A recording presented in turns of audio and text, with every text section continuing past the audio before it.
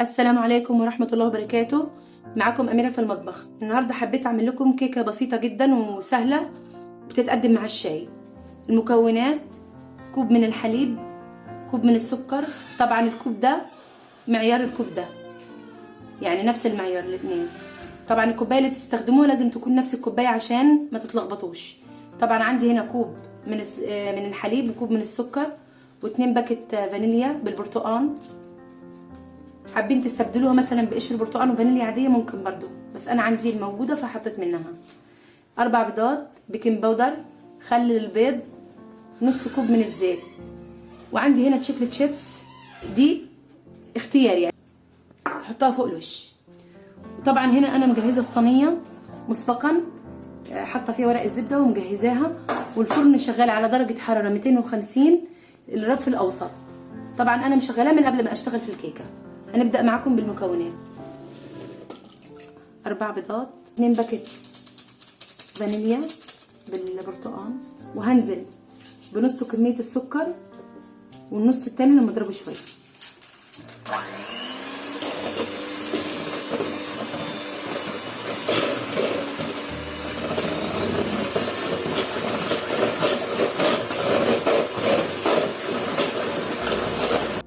نحط معلقه خل عشان زنخة البيض. افضل اضرب لحد ما يفتح لون البيض، يبقى لونه كده ابيض مدي على بياض. والسكر تدريجيا شويه شويه، وانا بضرب بضيف جزء جزء.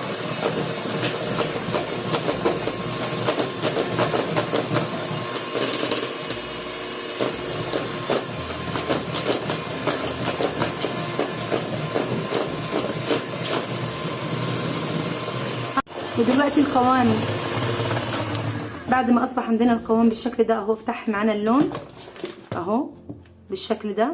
هننزل بالزيت تدريجيا شويه شويه.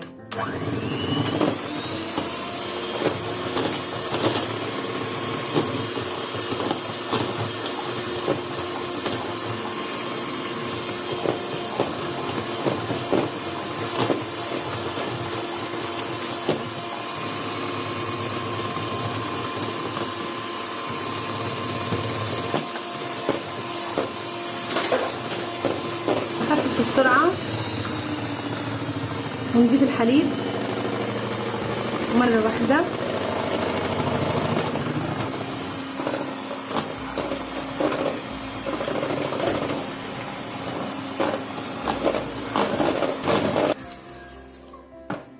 دلوقتي هنبدأ نضيف الدقيق بعد ما نحط عليه البيكنج باودر كده اهو. هنبدأ نضيفه شوية شوية كده بالشكل ده. نبدأ نضيف جزء ونضرب على الهادي، طبعا ما نعليش الخلاط عليه المضرب.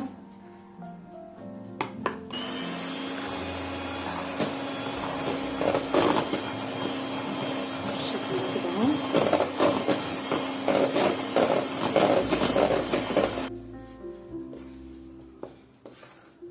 يعني تقريبا على 3 اجزاء. هضيف باقي خليط الدقيق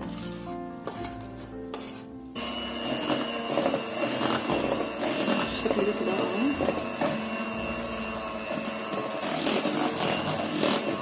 على اتجاه واحد عشان الهواء اللي دخلناه في الكيك ما ينفعش.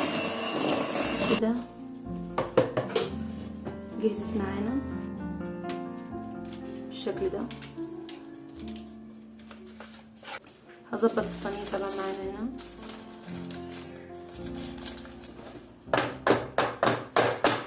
بالشكل ده كده عشان لو في اي هواء فقاقيع تروح معانا.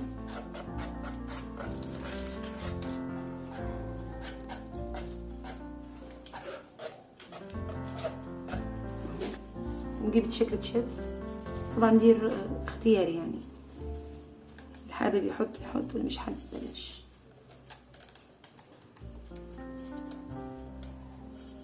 وادخلها الفرن زي ما قلت لكم على درجه حراره 250 والفرن شغال مسبقا. هحطها لمده 40 دقيقه وبعد كده هختبرها بالخله. ودلوقتي رجعت لكم بعد ما الكيكه استوت. طبعا سبتها تبرد شويه وقطعتها اهو بالشكل ده. طريه جدا وهشه، يا رب تعجبكم. ما تنسوش تعملوا لي لايك والشير والسبسكرايب وتفعلوا الجرس عشان يوصلكم كل جديد. شكرا لكم.